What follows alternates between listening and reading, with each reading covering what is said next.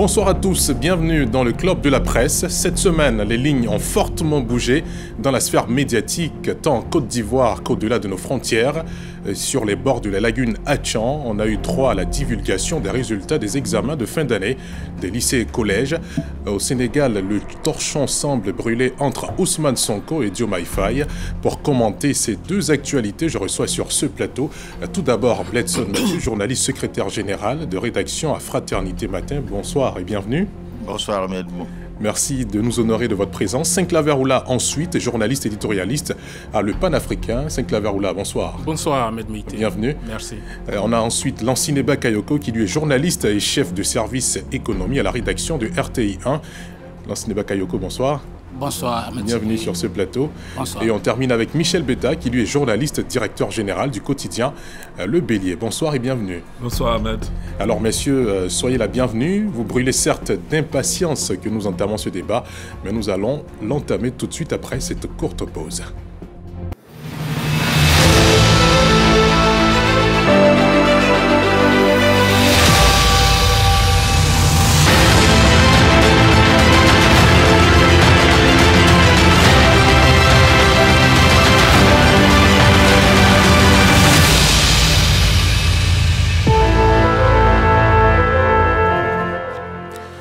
Vous nous suivez le Club de la Presse ce dimanche et c'est tous les dimanches soirs sur les antennes de RTI 1. Tout de suite, on entame avec la toute première orientation de ce débat. Les résultats des examens à grand tirage en Côte d'Ivoire sont tous désormais connus. Le baccalauréat est le dernier en date à avoir été présenté. Les résultats ont-ils connu une amélioration ou à contrario un déclin? On en sait davantage avec Siaka Kone. La saison des examens à grand tirage s'est achevée en Côte d'Ivoire et l'heure est au bilan.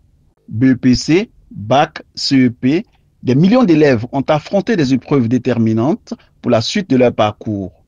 Cette année, le ministère de l'Éducation nationale a enregistré 1 515 723 candidats tous examens confondus, un chiffre en hausse. Au BEPC, 606 922 inscrits et au Bac, 332 515 élèves. Au CEP, premier diplôme officiel du parcours scolaire, la tendance est stable avec 576 285 candidats, majoritairement en milieu rural. Ces chiffres traduisent la vitalité du système éducatif, mais aussi les défis liés à l'encadrement.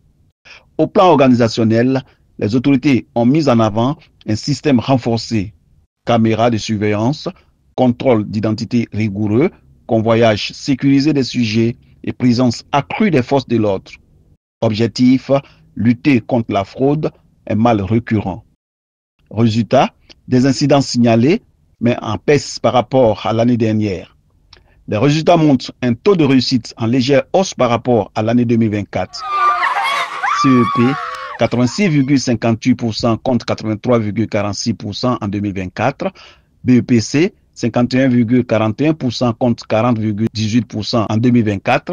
Et le Bac, 40,15% contre 34,17% l'an dernier. Le ministère note une amélioration de la discipline, mais alerte sur les difficultés persistantes, à savoir surcharge de classes, manque d'enseignants, inégalité entre zones rurales et zones urbaines. En somme, les examens 2025 marquent des avancées, mais confirment aussi des efforts dans le système éducatif ivoirien. Alors, messieurs, les résultats pour toutes les classes d'examen, du primaire au lycée, sont connus. Quelle est votre appréciation de ces résultats? Bledson Mathieu. Oui, votre reporter l'a dit, il y a une nette amélioration et ça, c'est un résultat à mettre à l'actif des enseignants, des parents d'élèves, mais aussi du ministère, du gouvernement qui essaie depuis quand même un bon moment d'augmenter le nombre de salles, d'augmenter le nombre de tables-bancs, d'augmenter le nombre d'écoles. Il y a une école particulière que moi j'aime bien, ce sont les collèges de proximité qui permettent aux enfants de vivre dans le même cadre et donc de pouvoir étudier au moins jusqu'en troisième ou en terminale pour certains. Et tous ces efforts mis ensemble, plus la lutte contre la fraude et tout cela, permet d'avoir des résultats progressivement très bons. Sinclair Oula, est-ce que vous avez la même appréciation de ces résultats? Bon, il faut dire que ces 3 dernières années, il y a eu le pourcentage à aller crescendo concernant le bac, en 2023, il y avait 32%, en 2024, 34%, et cette année, il y a eu 40%. La même chose aussi concernant le BPC et puis le CEP. Donc, comme je le disais tantôt, les résultats, la courbe est allée. Maintenant, je note dans le reportage de notre confrère Siaka Kone, il a dit qu'il y a des efforts à faire dans le système éducatif ivoirien. Effectivement, il y a beaucoup d'efforts à faire. Il est même revenu sur certains, notamment la question d'encadrement. Il y a le manque d'infrastructures. Il y a eu des états généraux qui ont relevé tous ces éléments aussi, effectifs pléthoriques dans les classes et autres. Et puis, la lutte contre la fraude. Je pense que tout à l'heure, au fil des échanges, nous allons revenir sur certains éléments. Lansing Bakayoko, la lutte contre la fraude est-elle le résultat qui a donné ces chiffres qu'on a pu voir qui sont meilleurs par rapport aux années précédentes? Oui, la lutte contre la fraude est un élément majeur dans l'atteinte de ces résultats positifs, mais il y a aussi les curricula, la qualité des enseignants aussi qui s'améliore davantage avec les mesures qui ont été prises par le ministère de l'Éducation nationale. Et je pense que c'est là que se trouve le nœud du problème, c'est là qu'il faut creuser. Il faut sortir, à mon avis, des indices quantitatifs, plutôt aller vers le qualitatif. Et si l'accroissement des nombres de bacheliers et d'admis aux résultats des différents examens se conjugue avec la qualité de l'enseignement, je crois que ça sera tout bénef. En tout cas, les pouvoirs publics font leur part, parce qu'il faut dire qu'avec la politique des collèges de proximité aujourd'hui, il y a un maillage territorial qui n'est pas négligeable. Voyez-vous, aujourd'hui, il y a près de 902 collèges de proximité et d'établissements de proximité qui ont été construits, lycées et collèges. En tout cas, en 2011, on était à 244 collèges et lycées qui étaient construits. Aujourd'hui, nous sommes à près de 902. Ça veut dire qu'il y a eu une amélioration d'à peu près 648 établissements qui ont été construits. Et puis le dernier conseil des ministres du 25 avril 2025, le gouvernement a annoncé la construction de 129 établissements, dont 15 établissements pour filles, je veux dire pour lycée pour filles. Donc je crois que ça, c'est quand même des éléments sur lesquels il faut continuer à investir. Parce que tout le monde dit que le développement, c'est certes des infrastructures, mais c'est aussi la qualité des ressources humaines que nous formons. La qualité des personnes, des jeunes filles et des jeunes hommes que nous allons mettre à la disposition de l'État pour que la continuité soit assurée. Et pour moi, aujourd'hui, on est dans la bonne direction, même s'il y a des efforts à faire. Et ça, c'est là qu'il faut interpeller le gouvernement. Il faut davantage miser sur les curricula qui sont enseignés. Il faut adapter l'enseignement à la volonté de l'État de se développer avec les matières scientifiques. Je ne néglige pas les disciplines littéraires, mais le président Oufoué l'avait dit et beaucoup d'experts aujourd'hui en conviennent qu'il faut davantage miser sur les matières scientifiques pour pouvoir amorcer le vrai développement. Parce qu'on a besoin de plus d'ingénieurs aujourd'hui que de plus de sociologues, de psychologues, même si je sais qu'ils vont pas apprécier, mais aujourd'hui, effectivement, on a besoin de plus d'ingénieurs que de littéraires. Michel Betta, est-ce que ces résultats sont à mettre au compte des conditions d'organisation des examens ou au niveau des élèves? Moi, je regarde ces résultats et je me dis, il y a un pan de ces résultats que nous feignons d'oublier. Ça fait, quand on regarde le bac, ça fait 60% d'échecs. Au BPC également, quand on regarde le taux de réussite, c'est 40%, donc 60% d'échecs. Donc, c'est pas négligeable. Moi, je pense que c'est vers là, il faut travailler pour augmenter, pour réduire considérablement le taux d'échec. Et sur ce côté-là, je pense que la gouvernance éducative en Côte d'Ivoire laisse quelque peu à désirer dans certains de ces aspects. Quand vous regardez certains rapports comme ceux du PASEC, qui est le programme d'analyse des systèmes éducatifs dans l'espace francophone, la Côte d'Ivoire est classée souvent parmi les 5 derniers en termes d'élèves qui maîtrisent bien le niveau mathématique et français oral. Donc, quand tu regardes ces rapports-là, tu te dis qu'il y a beaucoup d'efforts à faire parce qu'il ne sert à rien d'enlever des enfants en 6e, 80%, et quand ils arrivent, d'enlever les enfants au CM2 80% des enfants au CM2, et quand ils arrivent en 6e, quand on mesure leur niveau, on voit que leur niveau n'est pas à la hauteur de ceux de leurs condisciples des autres pays. Donc tout cela, et puis au niveau du budget même de l'éducation, nous sommes à 5% du budget national, du PIB, alors que les normes veulent qu'on atteigne peut-être 15 à 20% du PIB. Donc tout cela conjugué montre qu'au niveau de la gouvernance éducative, comme je l'ai dit, il y a des efforts à faire. C'est vrai qu'il ne faut pas souvent oublier que, comme certains le constatent, le pouvoir en place a tendance à mettre la question de l'éducation sur une vitrine trop politique que de se concentrer sur la qualité de notre système. La qualité de notre système laisse à désirer. Et ça, on ne va pas se voiler la face. Aujourd'hui, nos enfants, certes, ils avancent, mais ils avancent avec quelle capacité, quelle qualité d'enseignement pour eux. On a constaté les enseignants sont allés à certaines grèves, ils ont demandé certaines conditions pour mieux travailler. Tout cela n'a pas été, jusqu'ici, n'ont pas été satisfaites.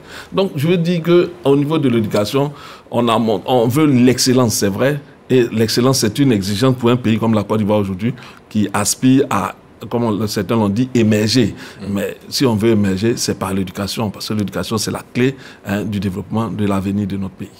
D'accord. Bletson Mathieu, on a des résultats qui ont connu une progression par rapport à 2 années précédentes, mais on est quand même en deçà de 50%.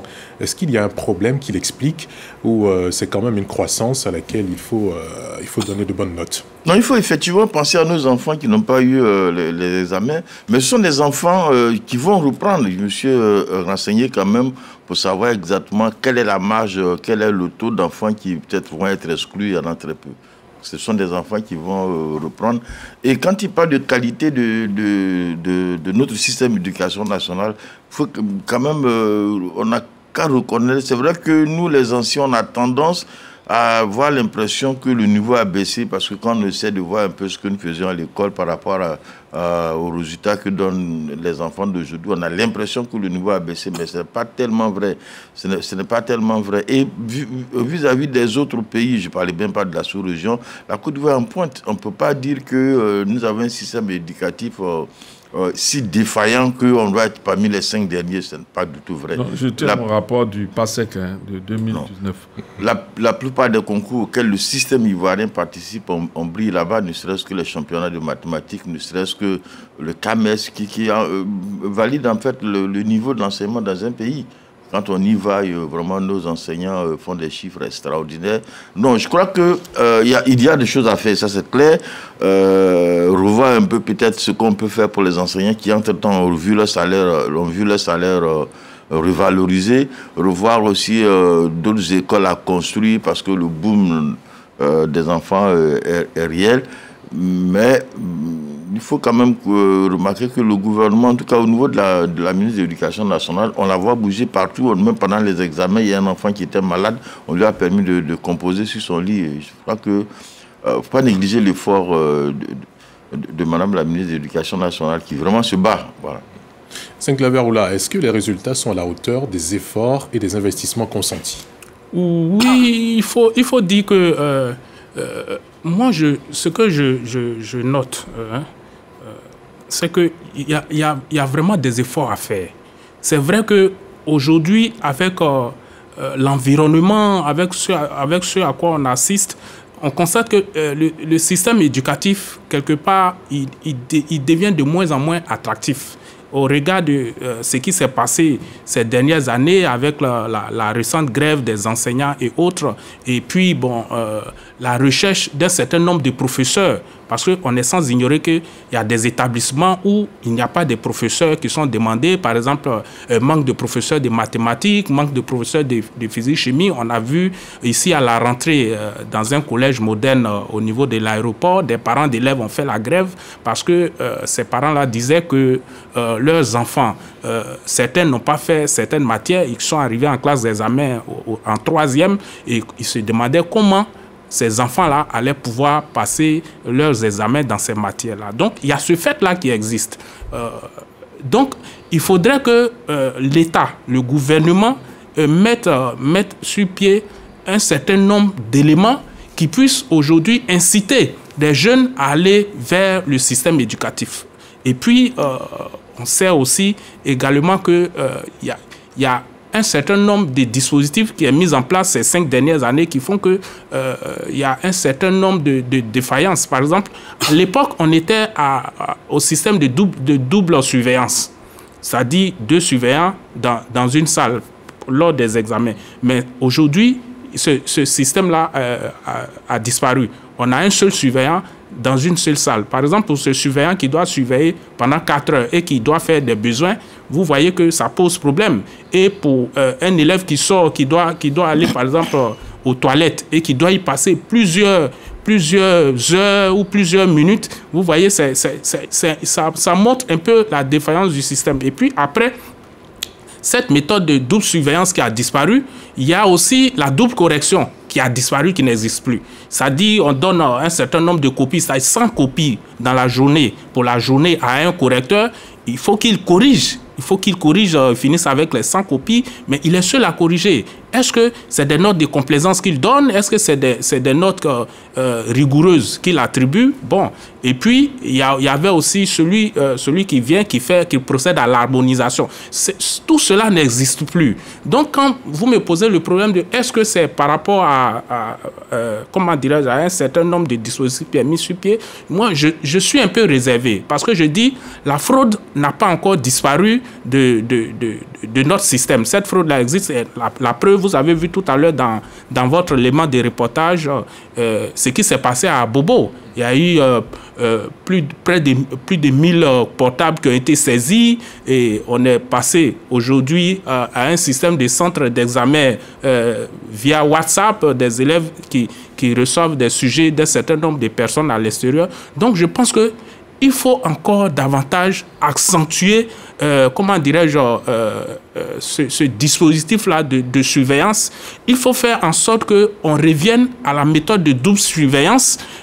On ne peut pas dire qu'on renforce la sécurité quand vous installez deux caméras et que vous retirez une autre caméra et qu'il y a une seule caméra. Vous ne pouvez pas dire que vous renforcez la sécurité. La logique aurait voulu que vous installiez une 3e caméra pour renforcer la sécurité. Donc, il ne peut pas avoir le système de double surveillance et puis on retire un surveillant de la salle et on laisse un seul surveillant qui est là. Bon, voilà. Donc, à ce niveau-là, je pense qu'il faut encore accentuer l'effort au niveau du ministère de l'Éducation, revenir au système de double correction, de sorte à ce que le premier correcteur, quand il corrige, il y a un 2e correcteur, et puis la 3e personne qui doit venir harmoniser.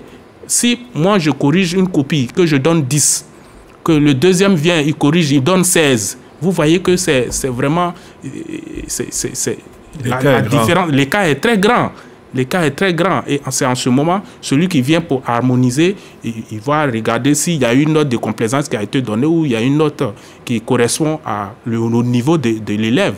Donc je pense qu'il faut vraiment revoir un certain nombre de choses pour donner un peu plus de crédibilité aujourd'hui à nos diplômes et pour faire en sorte que le système éducatif ivoirien soit de plus en plus attrayant. Lansine Bakayoko, est-ce que vous êtes d'avis avec lui quand il dit qu'il faut renforcer le niveau de validation et de correction des feuilles d'examen des élèves pour rendre notre système éducatif beaucoup plus crédible et attrayant? Moi, je pense que la question de l'attractivité de l'école ivoirienne, peut-être c'est vis-à-vis des élèves à qui on devait donner des perspectives par rapport à l'avenir. Mais en termes d'investissement de l'État, je crois que des efforts sont faits. Vous voyez, dans le budget de l'État, c'est un peu plus de 1200 milliards qui sont affectés au ministère de l'Éducation nationale. Et ça, c'est quand même énorme. C'est vrai, l'État était mitigé sur les ressources qui étaient affectées à ce département. Il trouvait que ça pouvait être amélioré. Oui, j'en conviens, mais bon, je crois qu'il y a des efforts quand même qui sont faits au niveau des pouvoirs publics pour pouvoir améliorer, même si les efforts les besoins sont extensibles. Donc, pour moi, oui, il faut améliorer la qualité de l'enseignement. Mais moi, je vois les choses, là, le verre à moitié plein. Bon, lui, il voit à moitié vide, oui, mais moi, je vois un peu à moitié plein. Parce que si aujourd'hui, on a réussi à prendre les 1000 portables, disais-tu, je crois que ça, c'est à mettre à l'actif des autorités qui, elles, ont pu mettre en place des dispositifs qui ont permis de d'arrêter, disons, ces fraudes-là. Parce que à notre temps, je crois qu'il n'y avait pas de caméra de surveillance. Je ne suis pas manichéen pour dire qu'on était plus consciencieux que les élèves de maintenant, mais il n'y avait pas de caméra de surveillance. Si aujourd'hui tous ces dispositifs ont été mis en place, ça veut dire qu'il y a une conscience nationale qui se dégage par rapport à l'école, qui, rappelons-le, ne devrait pas être une question politique. La question de l'école, c'est une question transversale qui devrait a priori être une question nationale, qui devrait transcender tous les clivages politiques, qui devrait transcender toutes les intrigues politiciennes aussi. Parce que l'école, c'est de l'école que dépend l'avenir de la Côte d'Ivoire. Bon, maintenant, il faut poursuivre les investissements. Il faut poursuivre parce que les effectifs restent pléthoriques, notamment dans certaines zones comme à Bobo, comme Yopougon. Mais je crois que c'est plus au ministère de faire une couverture territoriale assez équilibrée quand même. Parce qu'il y a des zones, notamment les zones du nord, les zones de l'est, et parfois même dans les zones de l'ouest, où il y a, disons, manque d'enseignants. Il y a manque d'enseignants. Or, ici à Abidjan, souvent, il y a des enseignants qui sont oisifs, qui peuvent se contenter de 10 heures, 11 heures de cours par semaine, pendant que d'autres se tapent 20, 22, 23, 24, 25, voire 30 heures dans les villes de l'intérieur, parce qu'il n'y a pas suffisamment d'enseignants. Je pense notamment dans la sous-préfecture de Diokoué, par exemple, où il y a vraiment des problèmes d'enseignants, ou dans la sous-préfecture de Minignan, etc., où il y a des problèmes d'enseignants. Donc, je crois que ce sont ces questions-là qu'il va falloir résorber en urgence. Sinon, la volonté politique y est. Et comme je le disais tout à l'heure, il y a des programmes d'investissement qui sont en cours qui permettent quand même de faire une couverture territoriale assez respectable. Mais tout cela doit s'accompagner d'une réforme en profondeur du système éducatif qui doit sortir de l'enseignement général comme on le connaît de classique.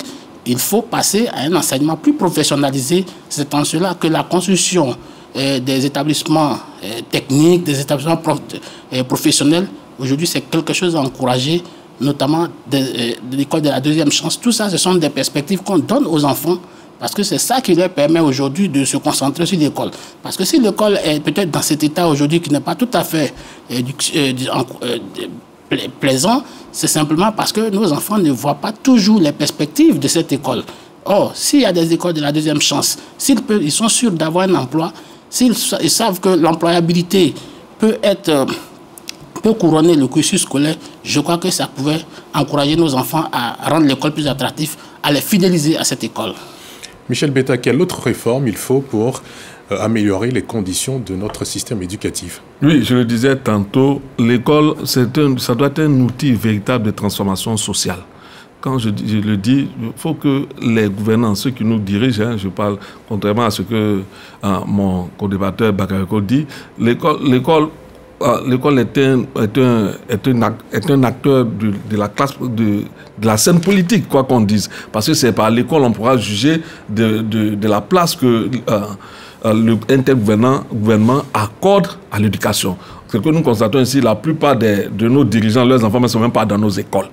La preuve que, en fait, l'école n'est pas attractive. Ça, il faut que je reprécise pour que tu puisses continuer. Comme tu m'as harponné. Oui, je finis. Mais laisse-moi parler. Non, je vais repréciser.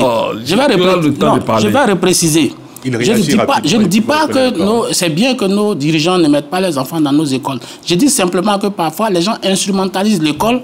Par exemple, ces grèves intempestives, parfois, qui sont instrumentalisées. C'est de ça que je parle. C'est ton point de vue. Michel Béton. Je veux dire que quand on en arrive à cela, il faut comprendre que quand ceux-mêmes qui sont chargés d'améliorer le système éducatif, de donner de l'attractivité à nos écoles, n'y mettent pas leurs enfants, on comprend que cette école-là n'attire pas. C'est ça la réalité. Donc, pour ma part, les réformes sont nécessaires. Sont nécessaires d'un point de vue d'abord de l'avenir de nos enfants. Je le dis, devant l'école en termes dans le système éducatif, en sciences de l'éducation, on dit l'école, c'est un outil d'instruction, de socialisation et de qualification. C'est-à-dire quand quelqu'un sort de l'école, il faut qu'il soit qualifié à faire quelque chose. Et on connaît les emplois en tension aujourd'hui, les secteurs qui emploient le plus. Aujourd'hui, notre école, l'informatique, c'est une option. C'est même pas encore dans les programmes scolaires. Donc, tu comprends que nous faisons une école dans laquelle nous sommes... C'est comme si l'école était bloquée à des anciennes pratiques qui ne répondent pas aux exigences du moment. Et on a du mal à faire les réformes qui sont exigées. C'est pourquoi moi je dis qu'il faut refonder l'école avec courage, surtout. Hein? Sans état d'âme, il faut la refonder. Il faut la refonder avec courage, avec ambition et avec les exigences que cela nécessite pour les années futures. Quand tu en as fini de faire les états généraux de l'éducation, quand tu as vu les budgets qu'ils ont estimés pour la réforme de l'éducation, tu as compris que notre État n'est pas en train de faire de l'école sa priorité. Ça, c'est clair. Quand moi j'ai vu ça, on était à 10 milliards sur combien d'années? J'ai dit, mais attends, 10 milliards pour une école. Aujourd'hui, les exigences demandent qu'on ait 15% du PIB pour l'école. 15 à 20%. Nous sommes à 5%. Mais l'État ne fait pas de l'école une priorité. C'est un fait. Moi, je pense qu'il faut augmenter les budgets de l'école. L'école, quoi qu'on dise, c'est notre avenir à tous. Parce qu'on ne peut pas... Moi, quand on arrive au CP1, on en arrive en 6e et jusqu'au CM2, on a 80% d'admis. Non seulement on a 80% d'admis, donc ça veut dire quoi? On a près de 20% qui restent. On sait que laisser un enfant au primaire, si l'enfant ne traverse pas cette étape-là de l'école-là, c'est le condamner à la pauvreté. Donc, je dis, quand on veut développer, il faut y aller avec les moyens qu'il faut pour atteindre l'objectif. Il ne faut pas hésiter. D'accord. Letton Mathieu. Oui, il a dit deux choses sur lesquelles, comme je voulais intervenir. La première chose, c'est que notre école, il semble le dire, n'a pas trop de valeur parce que nos dirigeants même n'y mettent pas leurs enfants. C'est pas vrai, ça, c'est bon, c'est pas du tout vrai. Nous sommes en train de parler du CEP, du BPC et du bac. Il ne sait pas à qui il pense quand il dit nos dirigeants, mais ce ne sont pas des gens qui ont des enfants à cet âge-là. Déjà, hein, ça c'est fou. Toi, tu parles. Non, c'est pas ça. La première des choses. Même toi, tu ne mets pas ton enfant dans l'école publique alors. Donc, faut même pas arriver à eux d'abord. C'est pas. Non, faut pas dire nos dirigeants ne mettent pas leurs enfants ici. Maintenant, la deuxième étape, c'est après le bac, il y a l'université. Ce n'est pas tellement une affaire de qualité d'école ici. Hein. Il faut quand même nous donner de grandes écoles ici, scientifiques, les NSTP. Mais il n'empêche que ceux qui ont les moyens de voir leurs enfants faire un cycle ingénieur à l'intérieur, ça n'a pas commencé maintenant. Tu t'es bien placé pour comprendre ce que je veux dire. Je ne vais pas te citer de nom. Donc ça, c'est juste parce que quelqu'un pense que si son enfant fait un diplôme d'ingénieur à l'extérieur, ça lui donne plus de valeur que s'il le fait sur Abidjan. Aujourd'hui, nous avons beaucoup d'écoles qui forment des ingénieurs. Donc, je ne suis pas très d'accord pour dire qu'on a abandonné l'école puisqu'on finance les études de nos enfants à l'extérieur. Ce n'est pas du tout vrai. Je connais ceux qui nous dirigent. D'abord, beaucoup n'ont pas d'enfants à l'école primaire ou au collège ou autre chose. Et ensuite, ceux qui les ont, leurs enfants sont ici. Voilà. Maintenant, la deuxième chose, c'est la lutte contre la tricherie. Moi, je suis un peu gêné qu'une bonne partie de notre budget soit consacrée à la tricherie au niveau de nos enfants. Ce dont on parle sont des enfants de CM2, des enfants de BPC, de 3e, des enfants de terminale. À cet âge-là, l'esprit, c'est de voler. C'est quelle société on a de mettre en place? Ça, il faut que, peut-être à un moment donné, le système éducatif se consacre à ça. On ne peut pas parler de tricherie au CM2. On ne peut pas parler de tricherie en 3e et en terminale. Qui fait ça? C'est les enfants, ce sont les parents, ce sont les enseignants. Il faut qu'on identifie et on essaie de travailler là-dessus. Y consacrer le maximum de budget. Vous allez trouver des gens qui vont... vous avez empêché de tricher en terminale. Ils arrivent au second cycle, au supérieur, vont chercher à le faire. Mais dans la vie active, on fait comment? On fait comment de personnes formées, formatées à tricher? Tu fais comment? Donc vraiment, il faudrait peut-être qu'on réfléchisse sur cet aspect-là. Voilà. Saint-Claver ou là? Oui. Ben, mais je pense qu'effectivement, comme il a dit Bakayoko, il faut voir de nombreuses perspectives aujourd'hui. Et je suis entièrement d'accord aussi avec Beta quand il dit qu'il faut faire une réforme en profondeur. Une fondation même de Parce que vous voyez, nos enfants développent de plus en plus des aptitudes maintenant. Et donc, quand ils restent dans ce système-là, qui fait que, par exemple, quand tu es dans l'enseignement général, du CP1 jusqu'au CM2, après l'entrée en 6e, 5e, on devait déjà voir quelles sont les aptitudes que l'enfant développe. Par exemple, s'il est bon dans les matières scientifiques, ou s'il est bon dans les matières littéraires, ou s'il est bon dans autre chose. Et déjà, chercher à encadrer ces enfants-là pour les orienter. Parce que quelqu'un peut être bon dans les matières scientifiques et être moins bon dans les matières littéraires. Or, il lui faut une moyenne pour passer en classe supérieure. Si quelqu'un, par exemple, il a une bonne moyenne dans les matières scientifiques, cela ne lui permet pas de passer en classe supérieure, vous voyez déjà, on lui enlève déjà l'envie d'aller à l'école. Et c'est la même chose quand c'est au BPC ou au bac. Le monsieur, il est bon dans les matières littéraires, mais il est nul dans les matières scientifiques, ou il est bon dans les matières scientifiques et puis il n'est pas bon dans les matières littéraires. Et bon, il se trouve qu'il ne peut pas être admis à son examen. Donc vous voyez, il faut que opérer des réformes de sorte à créer des génies, à créer des experts dans les matières spécifiques. Parce que, comme il a dit tout à l'heure, Bakayoko, on a besoin des ingénieurs, mais en même temps aussi, on a besoin de très bons littéraires, de très bons historiens, de très bons géographes et autres. Donc, il faut travailler dans ce sens. Il ne faut pas garder un système éducatif qui devient de plus en plus dépassé. On est à l'ère du numérique actuellement, et il y a comment il s'appelle, mon confrère qui a parlé de l'informatique. Et aujourd'hui, l'informatique n'a pas encore intégré notre système éducatif. Il faut faire en sorte que l'informatique intègre entièrement notre système éducatif aujourd'hui, parce que nous sommes très en retard sur ce point-là. Et même chaque année, pour effectuer des orientations, c'est l'informatique. Dans des hameaux reculés, les parents, ils rencontrent toujours ces difficultés. Ils sont obligés de venir en ville, voir un proche et autres, ce qui fait que très souvent, à la rentrée, le ministère de l'Éducation se sent obligé de repousser un peu la date de la rentrée. L'enseignant Bakayoko, l'orientation pour vous a quel poids dans le succès d'un élève à l'école? Bien sûr, l'orientation a du poids. Mais ce que je voudrais d'abord dire, c'est de dire il ne faut pas quand même désespérer de notre école. Je pense que les réquisitoires sont assez musclés pour décrédibiliser, on va dire, peut-être le mot est fort, mais pour en tout cas dire que notre école ne vaut pas grand-chose aujourd'hui, si je m'attends à ce que Beta était en train de dire.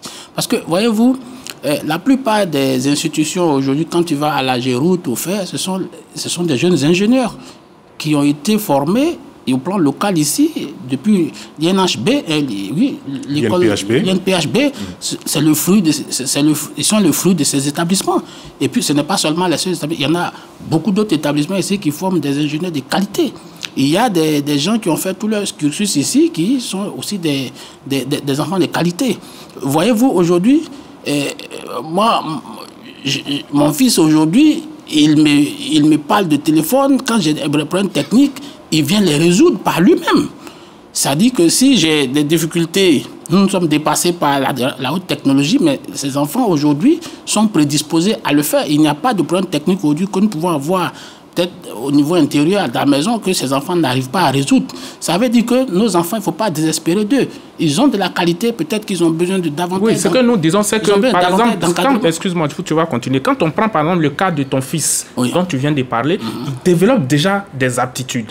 Donc, déjà, cet enfant-là, il faut pouvoir le prendre en charge. Il y a ton enfant et il y a plusieurs autres aussi qui développent ces mêmes aptitudes. Ces enfants-là, il faut les encadrer, il faut les orienter déjà vers cette expertise. Comme tu prends, moi, j'ai mon fils, il est très bon en dessin depuis l'école primaire. Et il me dit dans sa tête, lui, il veut aller au lycée d'enseignement artistique. C'est ça dans sa tête. Or, il est au primaire. Il a l'entrée en 6e. C'est ce qui est son rêve. Donc, quand il a le BPC, je lui dis de continuer. Il me dit non. Et finalement, j'ai compris que c'était sa passion. Donc, je fais quoi? Moi, je l'oriente. Et aujourd'hui, il se trouve qu'il est au lycée d'enseignement artistique et il est bon dans son domaine. Vous voyez, moi, je le dis, c'est par rapport aux responsabilités que nous les parents, nous prenons. Mais le système éducatif, dans ce sens-là, de façon générale, pour tous les enfants qui développent des aptitudes dans des secteurs, qu'est-ce que le système éducatif fait? Oui, mais ça ne règle pas ma pensée, ça ne réoriente pas ma pensée. Parce que, vous avez vu, votre enfant avait un problème. Enfin, il avait des prédispositions. Mais vous avez vu qu'il y a eu un réceptif pour lui. Il y a eu un établissement qui a réussi à faire assouvir son dessin, à faire assouvir sa vocation, sa passion. Il y a un lycée artistique qui existe. Si le lycée artistique n'existait pas, alors on aurait pu dire, bon, les enfants ont des vocations, mais qui n'existent pas. Si aujourd'hui un enfant veut devenir ingénieur, il y a des écoles d'ingénieurs suffisamment outillées en Côte d'Ivoire. Si un enfant veut devenir juriste, il y a des établissements adaptés. Donc, je pense que c'est ça qui est la responsabilité de l'État. L'État, c'est de créer les conditions, notamment les établissements d'accueil pour nos enfants. Si un enfant veut devenir dessinateur ou bien architecte, il y a des écoles d'architecture. La preuve, aujourd'hui, si vous allez aujourd'hui pour un architecte, vous allez à l'université de Bondoukou, l'État même a créé même des universités thématiques aujourd'hui. Vous allez à San Pedro, vous allez voir des affaires maritimes, vous allez voir l'agriculture, vous allez à Man, vous allez voir toutes sortes de choses. Bon, je crois que l'État quand même prend des dispositions. Maintenant, il appartient de faire un meilleur encadrement, peut-être depuis le départ jusqu'à la fin, mais je crois qu'il y a beaucoup d'espoir qu'on doit placer en nos enfants qui ont aujourd'hui tous des prédispositions. Mais chacun, tout le monde ici, des enfants qui prennent le téléphone aujourd'hui, mais ils composent des choses, ils font des jeux par eux-mêmes. Un enfant, même parfois, mais de 3 ans, il est capable aujourd'hui de prendre son téléphone pour composer quelque chose. C'est incroyable. Je ne crois pas que toi, ta génération, moi, ma génération, aurait pu le faire. Mais eux, ils le font aujourd'hui. Donc, ce que je suis en train de dire, c'est de dire, nos enfants, c'est vrai, il faut encore les redimensionner, mais pour le moment, il y a les canaux qui sont déjà là, il y a une orientation qui est là, qu'il faut corser davantage, mais il n'y a pas à désespérer de nos enfants. D'accord. Michel Betta, on termine avec vous sur cette question d'orientation. Oui, la question de l'orientation telle qu'elle est prise même, moi je pense... 30 secondes. Oui, la question de l'orientation telle qu'elle est abordée dans notre système même, elle est défaillante. Parce que l'orientation même, ça commence depuis la 6e. Depuis la 6e, on en prend les enfants, on encadre les enfants pour les orienter. Ce n'est pas en terminale qu'on oriente les enfants. L'orientation en terminale se fait de façon, je dis, bâclée même déjà, parce que les enfants vont là même souvent là où ils n'ont pas envie, ou bien là où il y a la place.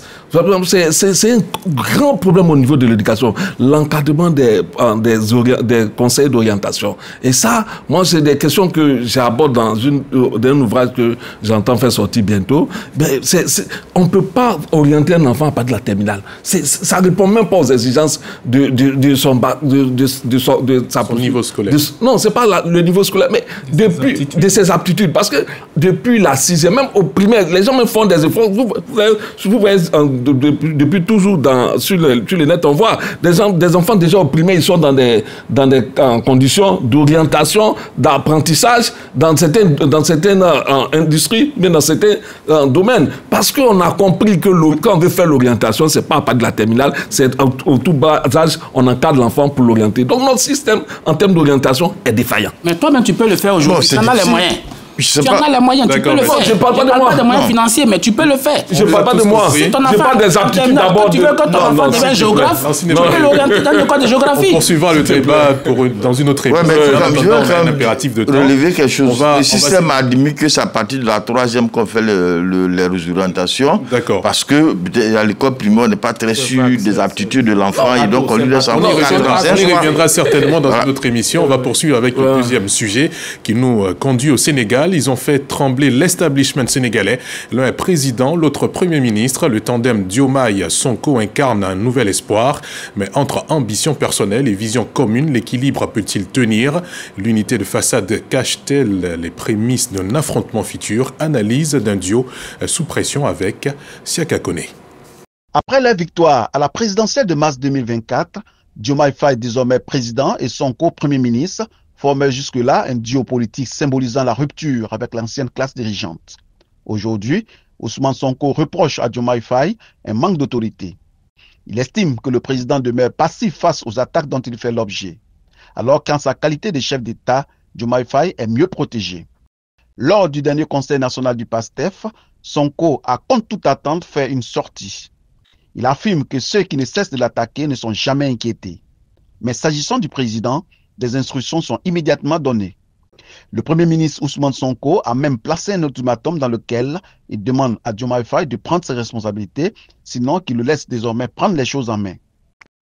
De retour sur le plateau du Club de la Presse, tout de suite, pour Ousmane Sonko, il n'y a pas de problème majeur au Sénégal, si ce n'est le problème d'autorité, même d'absence d'autorité, a-t-il déclaré jeudi 10 juillet lors de l'installation du Conseil national du PASTEF. Betson Mathieu, quel commentaire vous faites de cette Oui, c'est un duo. C'est vrai qu'on a tous été surpris, il n'y a pas seulement que les Sénégalais, mais même si on s'attendait, j'ai été chargé par Frédéric Matin à faire le portrait des deux. D'abord quand Diomaye Faye était le candidat et puis ensuite à leur arrivée à la présidence. Ce qui ressort quand même quand tu dis un peu les deux personnalités, c'est que c'est pas un duo qui peut fonctionner à la tête de l'État.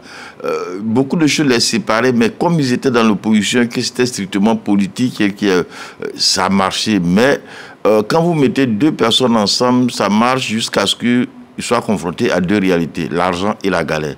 Le problème, c'est que ce Dieu-là fait face aux deux. L'argent, parce que le statut a changé, parce que il y a beaucoup d'argent à être ministre, il y a beaucoup d'argent à être président.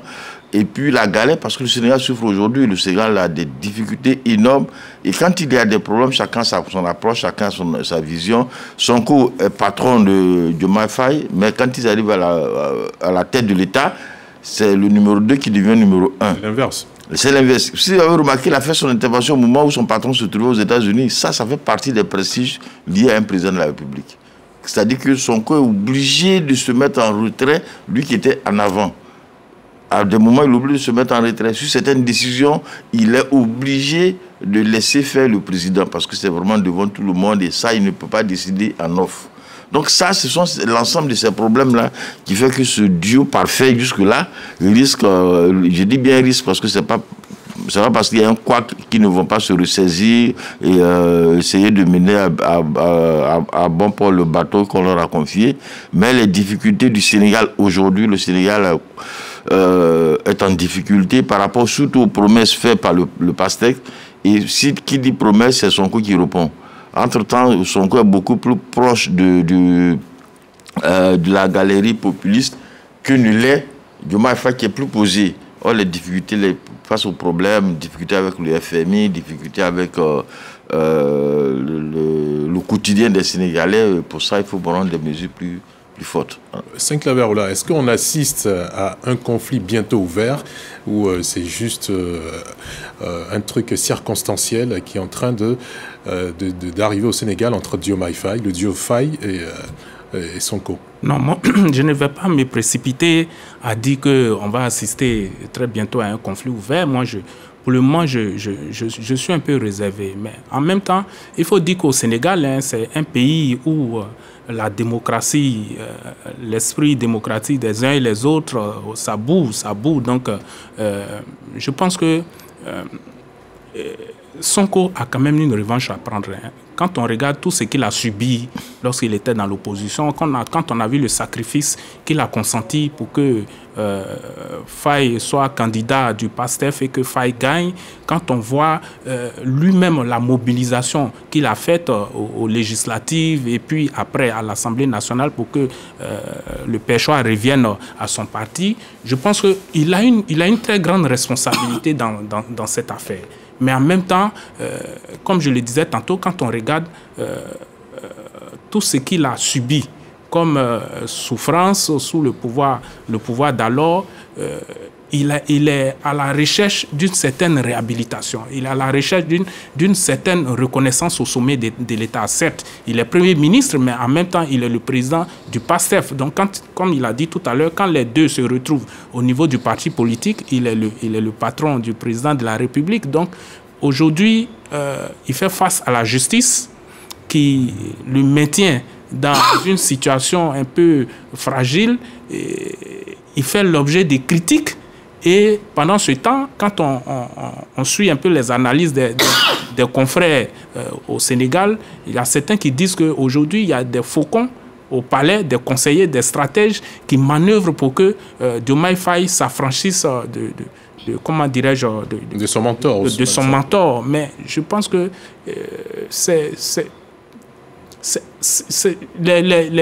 le PASTEF n'a pas intérêt à s'engager sur cette voie-là. Il faut que les deux personnalités se retrouvent et se parlent. C'est vrai qu'il y a les échéances de 2029 qui arrivent, il y a des clans qui se forment en interne. Ça, c'est toujours... on voit ça toujours dans des familles biologiques, dans des familles politiques et autres. Mais à Diomaye Faye et à Sonko de se lever au-delà des choses que les faucons mettent en route, des affiliations, des affinités et autres pour pouvoir se positionner par rapport aux échéances à venir. Lansine Bakayoko, est-ce que la réaction d'Ousmane Sonko est le résultat d'un trop-plein de frustration? Non, moi je ne pense pas que ce soit le résultat d'un trop-plein de frustration. Je pense que nous sommes dans l'ordre normal des choses. Il y a bien longtemps, j'avais dit que cet échafaudage institutionnel n'allait pas fonctionner et il ne va pas fonctionner, ça c'est clair, parce que nous sommes là en face d'une crise institutionnelle. Vous savez, Diomaye Faye a la légitimité institutionnelle, mais n'a pas la légitimité des cœurs. n'a pas la légitimité populaire. C'est Sonko qui a ces deux légitimités-là. Et Sonko s'est toujours considéré comme le véritable détenteur du pouvoir exécutif. Et Faye lui donne l'occasion de le faire parce qu'on trouve Faye clairement amorphe, hésitant quand Sonko prend de l'assurance. Moi, j'ai regardé toutes les chaînes de télévision sénégalaises il y a quelques semaines. Sonko est allé en Chine. Il a rencontré le président Xi Jinping. En tout cas, dans tous les éléments sonores que moi j'ai vus, à aucun moment il n'a prononcé le nom du président Faye, ni même fait allusion à lui. Et on l'a vu prendre des responsabilités qui, en réalité, doivent être prises par le chef de l'État. Et voyez-vous, Sonko, Diomaye Faye, en allant aux États-Unis pour la visite avec Donald Trump, n'a pas été accompagné par le Premier ministre. Et même quand il est venu, il n'a pas été non plus accueilli par le Premier ministre Sonko. Donc, il y a des questions de protocole, il y a des questions de préséance qui sont aujourd'hui foulées aux pieds. Mais pour moi, il n'y avait pas d'autre destin que ça. Vous savez, ces choses-là, ce n'est pas une première. Vous savez, quand Amadou Ahidjo démissionne en 1982 et qu'il laisse le pouvoir à Paul Biya, Amadou Ahidjo dit « Je veux rester le président du parti au pouvoir et toi, tu deviens le président de la République. » Et là, il y avait une prééminence du parti sur l'État.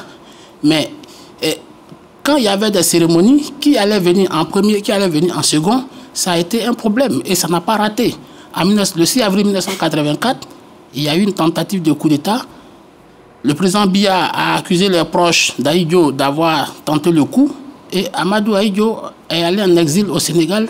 Au moment où je vous parle, ses restes sont toujours au cimetière de Dakar. Il n'est toujours pas revenu. Ça veut dire que ces genres d'échafaudage institutionnel-là ne marchent jamais. Ne marchent jamais. Et je crois qu'aujourd'hui, cette action, ce discours-là, que Sonko vient de tenir, ce n'est pas vain. Pour moi, c'est le début d'une friction, c'est le début d'une rupture. Parce que je ne crois pas, en tout cas pas du tout, que Sonko va laisser Diomaye faire un second mandat en 2029. Et je crois que c'est la préparation de la rupture, de la friction qui a aujourd'hui commencé. Et personne ne peut aujourd'hui présager quelle sera l'issue. Même si j'admets que Sonko a la légitimité des cœurs, comme je l'ai dit, mais en réalité, Diomaye Faye devrait avoir la réalité et devrait prendre beaucoup plus d'assurance pour pouvoir assumer son rôle face à un Sonko de plus en plus, entre guillemets, vorace et appétant, qui veut absolument prendre le devant de la scène. Parce que, je termine par là, quand il dit, si Diomaye ne prend pas ses responsabilités, je prendrai les miens. Mais écoutez, nous sommes dans quel monde? C'est un pouvoir purement présidentiel là, au Sénégal. C'est un pouvoir présidentiel. Donc, je ne vois pas que dans un système normal, un Premier ministre pourrait parler comme ça à un chef d'État. Les heures qui suivent, vous êtes démis. Mais vous voyez que jusque-là, Faye est en train d'hésiter. Mais en réalité, c'est congénital au pouvoir de Dakar. Michel Betta, est-ce que vous allez vous essayer à la cartomancie pour deviner ce qui va advenir dans les prochains mois? C'est un désaccord tactique au niveau non seulement de la communication. Diomaye Faye, Sonko estime être victime des communicants des autres camps de l'opposition que du parti au pouvoir. C'est aussi au niveau des nominations. Sonko veut prendre des décisions sur lesquelles Diomaye Faye est toujours plus tempéré. Les rapports aussi avec les partenaires, que ce soit les partenaires locaux qu'étrangers. Tout cela mis ensemble montre qu'aujourd'hui, nous sommes arrivés au Sénégal à un point de rupture pour moi. Hein, parce que, comme on le dit, c'est un ministre, ça démissionne ou ça se tait. Voilà. Quand on en arrive là, le ministre doit prendre sa décision. Soit il s'en va, hein, ou bien c'est le président qui va le faire partir. Mais Sonko a dit qu'il ne démissionnera pas. Non, le président va le faire partir, forcément. Parce que vous avez, en fait, quand tu diriges, si tu ne diriges pas, d'autres vont diriger d'autres manières que tu le veuilles. Parce que quand tu diriges, tu dois diriger. Tu dois prendre les décisions qui vont avec. Tu dois faire en sorte que ce soit toi, ta voix qui s'impose. Ok, là, Sonko montre que la voix de Faye ne peut pas s'imposer à lui. Ça ne peut pas marcher. Ça ne peut pas marcher, surtout au niveau de l'État. Vous voyez, aujourd'hui, Sonko accuse le camp de Faye d'être à la base des critiques qu'il subit. Comment sera la réplique? Soit, je ne sais pas quelle réplique il prépare, mais je me dis aujourd'hui, Faye doit faire son chemin, hein, assumer sa présidence quitte à finir en 2029, mais il doit assumer sa présidence. Parce que tout ce qui va être le fruit de sa gestion, ce sera son bilan à lui, pas le bilan de Sonko, ce sera le bilan des failles. Donc aujourd'hui, il a appelé les investisseurs à venir, il faut qu'il les rassure.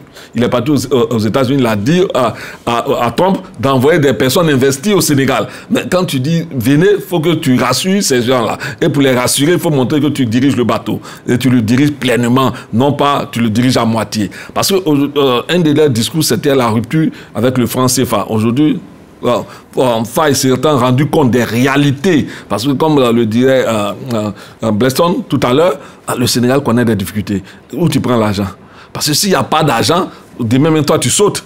Donc, il y a toutes ces questions-là qui sont mises ensemble. Et je pense qu'aujourd'hui, Faye devrait prendre ses responsabilités, se décider vis-à-vis de son mentor, Sonko. Ce serait dommage parce que cet attelage-là, si ça n'a pas marché, ce sera que demain, il sera difficile à d'autres de faire confiance à leur bras droit pour le positionner. Mais il faut comprendre qu'il s'agit de la vie d'une nation et la vie d'une nation, on ne tergiverse pas avec. Il faut aller droit, il faut aller dans les orientations qu'on a choisies pour le bien-être des populations sénégalaises que nous souhaitons de tout vœu, soit sorte de ce tambouclio politique. C'est sûr, ces mots-là que nous allons mettre un terme à cette émission. Merci, messieurs, d'être venus participer à ce débat. Vous l'avez rendu très qualitatif et on espère vous retrouver très bientôt pour une autre émission. Merci à vous, chers téléspectateurs, de nous avoir suivis.